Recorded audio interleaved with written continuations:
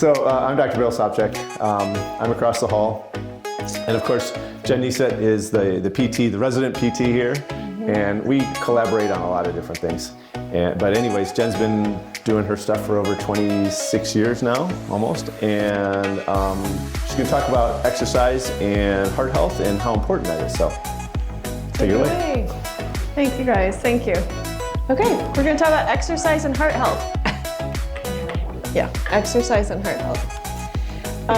So most of you here, half of you here at least know me, but just by way of a little bit of introduction, like Dr. Bill said, I'm a PT, but besides that, I'm a wife, my husband here today in the back, and we have 4 very active kids, not quite so young anymore. Our oldest is 21, finishing her bachelor's in architecture in the spring from Southern Illinois. Second daughter, her junior year at BGSU, studying psychology.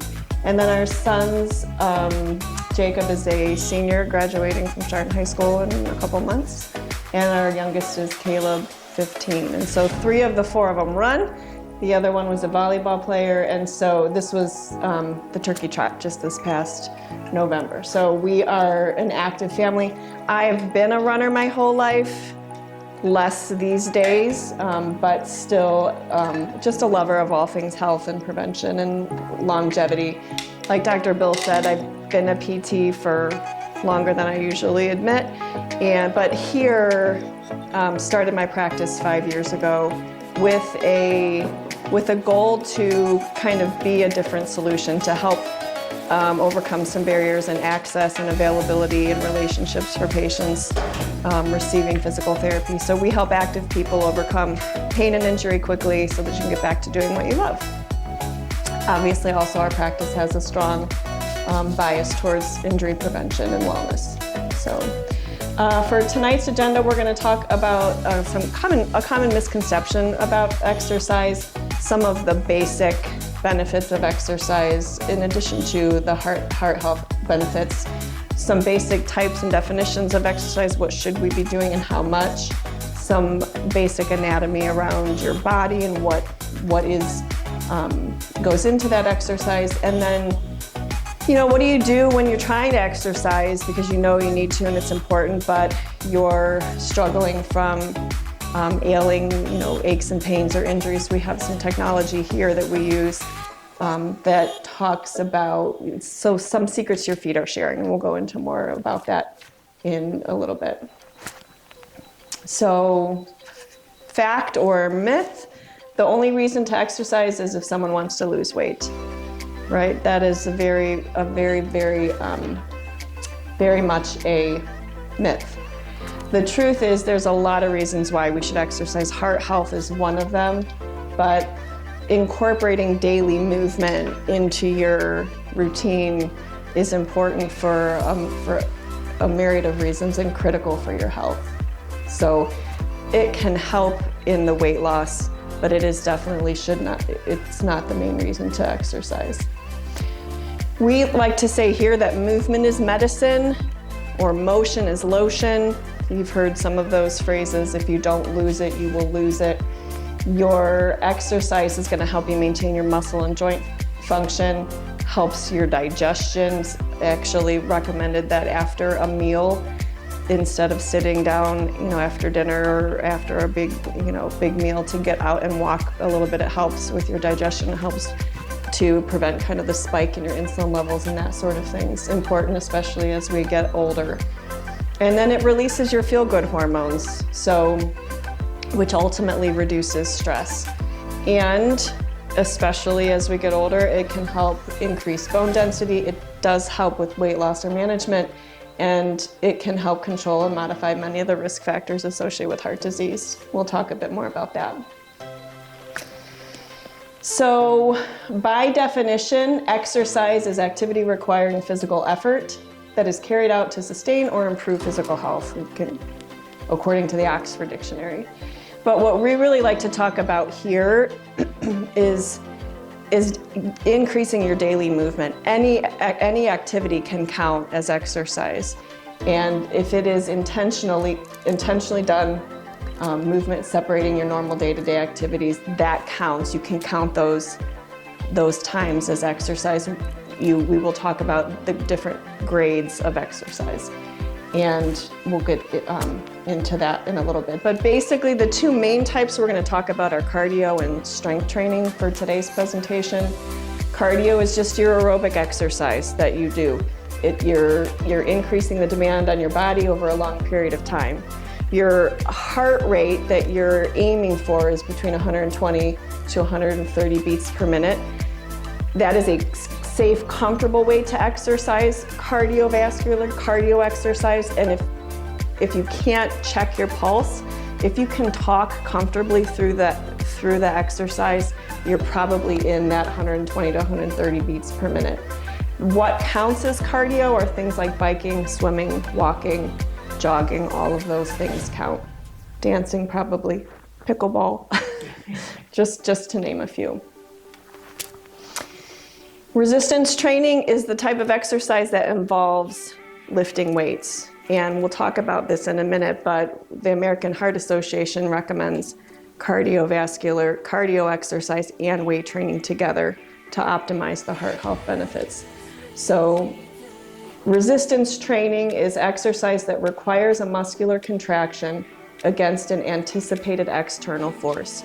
So weights, resistance bands, medicine balls, kettlebells, those type of things.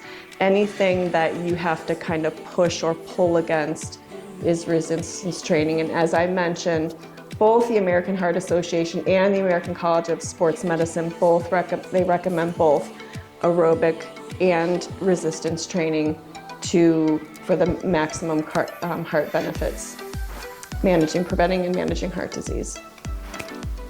So how much should you do to be safe? Some of this does change. So earlier in the last fall, we did a kind of a menopause class, and some recommendations change based on the season of life that you're in.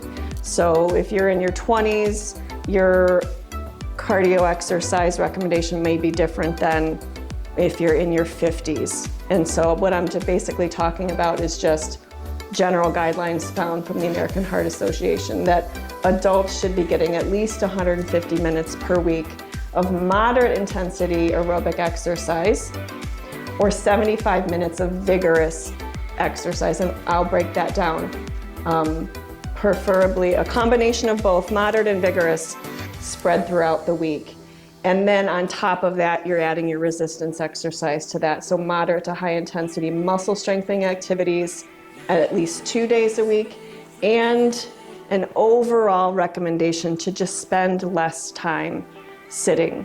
Like we talked about at the beginning, if you can find ways to interrupt your sedentary day with a few minutes of a movement break, walking on your lunch break, setting an alarm on your computer, and every 45 minutes to 2 hours, really at the most, get up and move if you have a sedentary job. Even light intensity activity can offset the risk of being sedentary. So that is for the average adult. What should kids be doing? Most of them don't stop moving, and that is really what they should be doing. So children 3 to 5 years of age should be getting plenty of physical activity throughout the day. By the time they're school age, so 6 to 17 years of age, American Heart Association says at least 60 minutes a day of moderate to vigorous exercise, mostly aerobic. And then at 3 days a week, including vigorous activity on top of that if they haven't done that already. And then they can start doing some weight training 3 days a week. Typically post-puberty, to be doing the strength training. And then what I would recommend if you have children in your life, and part of this comes from a lot of research that I've done on like bone stress injuries in runners, which seems to be on the rise. We build our bones when we're young, and you do that by eating good food and calcium-rich food, but you also do that by multi-directional sports when you're young. So if you have young people in your life, I would discourage early sport specialization because we're seeing increased risks of overuse injuries in baseball players, pitchers, basketball players, these kids that have to decide what they're going to be for the rest of their life when they're 5. You know, they're not playing 3 sports like we used to when we were little, and we're seeing that impact our bone health of our kids negatively. So that's my soapbox, is avoid early sports specialization and have your kids and grandchildren play multi-directional sports when they're young to build strong bones for the rest of their life. So, and please interrupt me at any time if anybody has any questions. So how do you know what's moderate intensity versus vigorous intensity, and how do, those guidelines for the, what you should be doing each week? So moderate intensity can be just defined by brisk walking. So if you're on a treadmill, 2.5 miles an hour, something like water aerobics, ballroom dancing, social dancing, that can be quite hard. I don't know if anybody dances. Gardening can be considered a moderate intensity. Tennis if you're playing doubles, and biking slower than 10 miles an hour. So that would fall into that moderate, I think it was 120 to 150 minutes per week. And then the vigorous activity, which was, I think at 60 minutes, don't quote me on it now, but less. That vigorous activity can be defined as hiking uphill or rucking, wearing a backpack, getting your heart. It's really about what your heart rate is doing to describes, and I'll show you that in a minute here. Running, swimming laps, vigorous aerobic dancing, heavy yard work, which is digging, or including digging or hoeing. Singles tennis, maybe pickleball would fall in there too, especially if you're doing singles. Riding a cycle 10 miles per hour or faster, jumping rope is also a vigorous activity. Obviously not all inclusive, but these are just some examples. So how do you know how hard you're working and safely? And how do you know if it's moderate intensity versus vigorous intensity? Well, your heart rate is the way that you can tell. So one of the things that's important for everybody to know is what your resting heart rate is. That's important because if you monitor that regularly, you'll have an idea. If you check that heart rate in the morning and you notice that it's going up, you may be coming down with something, you may be needing a rest day. Your resting heart rate can be important for monitoring your readiness to participate in your daily, in how intense that you are going to work out. So it's different for everybody, and you're best to take that first thing in the morning before you get out of bed. So before you get up to go to the bathroom, just open your eyes. You can check your heart rate, and the lower the better. So the most accurate way to do it is just take your heart rate, your pulse, either on your wrist or on your neck, and you can count for 60 seconds. That'll tell you how many beats per minute. You could also do it for 15 seconds and multiply it by 4, or 30 seconds times 2. So that's the resting heart rate that you want to have that as your baseline. The maximum heart rate, you're going to try not to get that high, but that is whatever age you are minus 220 is the maximum heart rate that 220 minus your age. Did I say that? Yeah, okay. So the target heart rate, so that moderate intensity is 50 to 70% of maximum, and for vigorous activity, it's 70 to 85%. And I have a little chart here, like you don't have to do the math if you don't want to. So this is by decade of the range for safe target heart rate. So that zone, 50 to 85%, that's moderate all the way up to the vigorous activity. So if you're, in your 50s and you're gonna do just a regular, moderate activity for an hour, you might hang out around 100 beats per minute, and 120 at the most, maybe you're safely able to talk through the talk test, and that's that. But if you're gonna do an interval workout, or you're gonna get on the bike and you're gonna get your heart rate up, you may end up closer to 145 at the high end of that target heart rate. You're not gonna be able to sustain the higher ends of that as long. That's gonna be a limiting factor for you. And then the appropriate age-related maximums. Does anybody have any questions on that so far? What if it's over that? Like mine was up to 2.9. How did you feel? You probably, I mean, should you step? I'm sorry. My question is like, should you just stop then? Like stop back? take the intensity level back down. Yeah. Yeah. I mean, if it's something that's regularly happening and you're getting to that higher end of your heart rate, you might not be able to exercise as hard, but you do. I think it was the heat or something. Or you're I don't know, dehydrated. Shoes or something, but I do walk and exercise. So I've been, yeah, I don't know. I talked to my doctor, so I figured we just decided we'll see what happens this summer. I don't know if it was the heat, but if you are exercising and if that should be your maximum, then should you just Back stop? off. Yeah, back off the intensity. That Hydrate. Oh, yeah. I know that. That age predicted maximum heart rate, is that, what percentage is that? So all I did was I took 220 minus 70. Like that 150, that's well at. So if I get to 150 and my maximum predicted heart rate, is that higher than 85%? This is the max heart rate.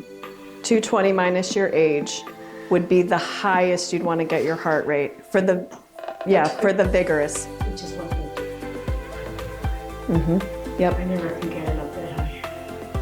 It's hard to. I know I can get it to about 115. Yeah. You're not going to feel good. You're not going to be able to breathe probably or talk for sure. You know, my resting heart rate's like 50. But I That's just good. want to write that That's down good. too, 'cause Yeah. I do. Yep. Or take a picture of So it. should be, yeah, between 8. And again, you can do the specific math. I used the decades. So if you're 55, it's going to be 220 minus 55.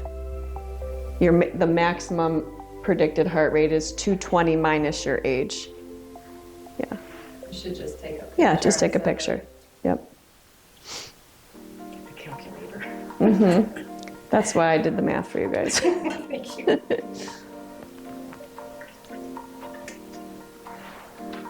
But some of the kids on the cross country team, most of them got Garmin watches, and so they're using their heart rate when they're doing their workouts to kind of gauge what zone they're in for performance and for safety. And you can also, like, if you're not feeling well, coming down with something, that could be a reason too. Your heart rate you could be not tolerating the exercise that you're normally tolerating, or you didn't hydrate or something else. But if it's something that does keep happening, then checking with your doctor is what you would want to do.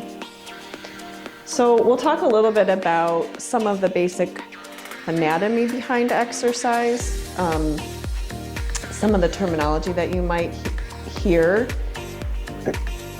So muscles, tendons, ligaments, and bones, those are sort of the things that you'll hear about besides the heart, which is a muscle. So your muscles are the contractile tissue of your body. They attach to the bones, and when the muscles contract, the bones move. Your tendons connect muscle to bone. So muscle, tendon, and bone, and when the muscle pulls on the tendon pulls on the bone. The ligaments connect bone to bone. They are not contractile. They receive stresses like tensile and compressive and torsion, but they don't contract themselves. They just connect bones, and then the space between the joints facilitates the movement. Each type of tissue needs to be exercised specifically. So if you're talking about muscles and the forces at play in the body, there's 3 types of muscle contractions. You can have an isometric contraction, which means you are starting a contraction, but it's being met with an equal resistance. There's no movement in an isometric contraction. That can be very basic exercise. Sometimes after a surgery, you'll just do like you'll contract your quad. A quad set is just an isometric contraction. Very limited strengthening benefits, but it is good for circulation. So some of those, like after surgery, you're taught some of these very simple anti-embolic exercises. Means you're getting the blood flow so you don't develop a blood clot. So isometric is no movement happening with the muscle contraction. Concentric contraction is a shortening contraction, so your hand coming to your mouth to feed yourself. Concentric contraction. The eccentric contraction is the opposite direction, so it's a lengthening contraction. You do most of these things throughout your day without realizing it. That can be part of your normal movement. We talked about this already, but the contraction pulls through the muscle to the tendon and onto the bone to facilitate motion. And muscles and tendons and ligaments must be exercised specifically for maximum benefit. For muscles, you need the cardio, but you're going to want to strength train to get stronger. Tendons need to be loaded they have a lot of energy stored in there. They are our explosion and power. Plyometric force comes from tendons, and those are best trained using force. And then ligaments, if you have had injury to your ligaments, they can develop laxity. You need to work on proprioception and balance to get those stronger. And so again, you experience sort of working through all of these things through your daily life. When you lower yourself to sit down, you're eccentrically using your quad muscles to do that. So just a little anatomy. But again, more than just the muscles, exercise increases blood flow and improves the quality of blood vessels. This is again back to kind of the heart health, cardiovascular benefits of exercise. Dopamine, oxytocin, and the feel-good hormones that you get will help repair mental mood. It helps. There are studies showing that people that suffer from depression and anxiety do better when they exercise. For some people, exercise helps sleep. Some people will experience a negative to that, where if they exercise too late at night, they can't fall asleep. If that's you, just exercise at a different time of day. And then your bone density and balance can also be helped with regular exercise. Questions so far? So what happens then when you know you need to exercise for your heart health and your bone density and your mood and your, but you have pain that limits your ability to do that? Sometimes seeking the help of a professional can help, like Dr. Bill or a physical therapist. If you need help overcoming a painful injury, it is our job to be able to help you do that. So we are experts in normal movement, and we can also help people. One of the things that we hear about regularly, once or twice a year we do fitness and wellness challenges, and a lot of times people come to us because they don't know how to exercise safely. They don't know how to use the machines at the gym, and they don't know how to grade their exercise safely or appropriately, considering the fact that they maybe have had a history of some back pain in their life and they've stirred it up every time they go to the gym and try to do deadlifts and that sort of thing. So we can be resources for people that are struggling with that. One of the things that we have here, and I have it sitting out, I can show you a little bit afterwards, but it's technology that I invested in probably 2 years ago now. It's called DigitSole, and I like to, tease by saying it tells us the secrets that your feet are sharing. Well, as PTs, we've been looking at people walk for years. I didn't have a way necessarily to objectify it by putting numbers to it, which everybody likes to see a good number. And so this technology helps us put numbers to the things that we can see with our eyes, and helps us better serve our patients who, whether or not they're experiencing a painful issue, it's helpful information for wellness and prevention. So they are little sensors that go into insoles, and we put the insoles in your shoe, and then you go for a walk, and it collects a ton of metrics that we'll go over, and then uploads it into the system when you come back. There are modules for walking, running, and jumping. And whether you're a runner or not, everybody does the walking module because everybody walks. And then if you're a runner, we can do the running. The jumping we haven't done a ton with. There's a lot of information that it gives us. This is just some of the things that we can measure: how fast you're walking, what your speed is, what your cadence is, how long your stride length is, how long you stand on one foot, which is sometimes not the same as how long you stand on your other foot. People tend to favor a stronger leg or their more dominant leg, or if there's one that has an injury, they'll get off of that leg quicker. If you're walking, it's classified as a walk because you have time when both feet are on the ground, a double contact time. If you're getting airborne and there's time when no feet are on the ground, then you're running. That's called double float. And then one of the other very helpful things is it shows us what path your foot takes when you go from heel strike to toe off. So we see, basically we get a little report that looks something like this. Some of the things that we talked about, you can see the stride length is the line along the top. It's 1.38 meters on the top. So this person has a pretty similar stride length, 1.38 meters on the left and 1.37 on the right. You can see in the bottom, that's the path the foot takes when they go from heel strike to toe off. So they have a different pattern on the right versus the left foot. That's a bit of a pronated pattern, so they have a bit of that flat foot.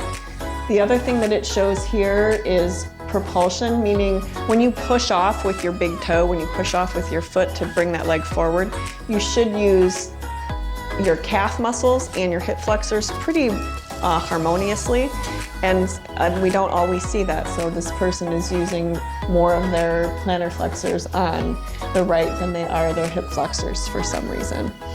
So that's just a little bit of a graphical. This is somebody's running assessment, so you can see symmetry, asymmetry, anything 3% or less is considered normal, so that's not an atypical test. This person is a midfoot striker. You can see that in the center there. You can also see the stride length. They've got that double float time like we talked about, so they are getting airborne, and then the path that their foot takes on the side. So very helpful information. So we use it both walking and running, walking on all of our patients to collect that data. It's not entirely helpful by itself because there are things that we might find that we don't understand why it's happening unless we look a little more deeply. So a physical therapy assessment can be helpful for all of that, and then we can use that to make more informed decisions on where things might be breaking down and causing you to have some issues or injuries. We can also make corrections and recommendations to your footwear and then repeat the test and see if you do better in a more controlling shoe, or like Dr. Bill measures your muscle testing. we could put you back in the different pair of shoes and see what happens to your test as well. Some patients will say they're fine for the first 30 minutes of their exercise, and then something starts to hurt. We can use this technology. Then you can actually go. Now you only need 30 seconds for a walk and 2 minutes for a run. That's the minimum data that we need to collect. But somebody could go out for a 2-hour run with the technology, and we could collect all of that. So, and you can kind of pinpoint what happens during that time if pain has started or something, and you can oftentimes see what something might be breaking down. So we can address movement impairments. That helps identify, things like weak hips, limited ankle motion, poor toe off, and then give some treatment interventions for it, and then retest to see if we got better. So basically, some of the things that we do here, if you need help safely exercising, that this is our job to help you overcome that. We do have a strong practice here in prevention and wellness. We much prefer to be proactive than reactive. So a couple times a year we do a wellness challenge or a transformation challenge that is fitness-based, and you work with our Raven is the other therapist here to kind of help you reach your health and fitness goals.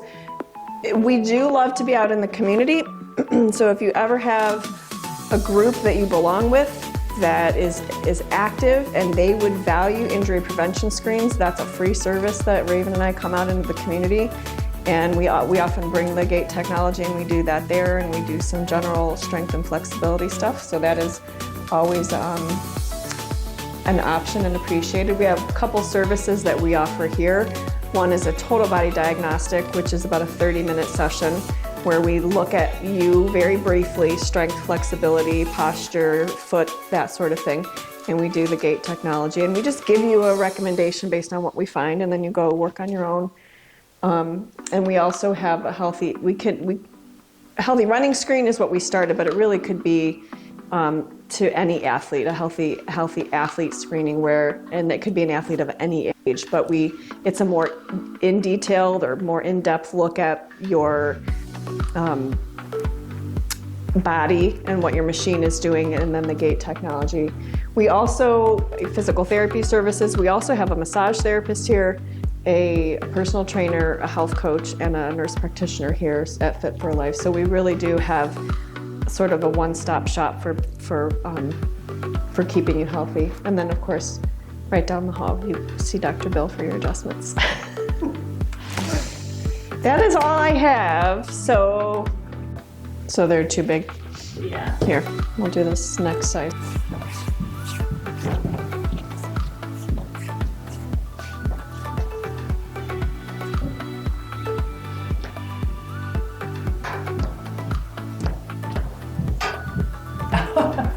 You're on camera, smile. That's good.